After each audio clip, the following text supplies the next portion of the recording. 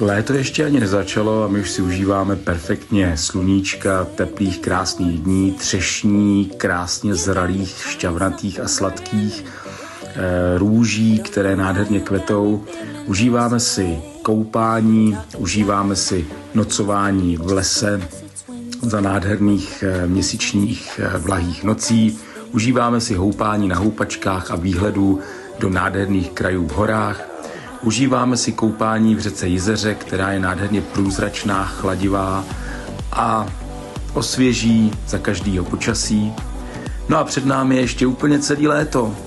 Knopa, ty si to taky užiješ, my si to taky užíváme a máme radost, že letošní léto se takhle daří a doufám, že se vydaří i vám a my se na ně ještě těšíme, protože před námi je spousta a spousta nádherných letních dní.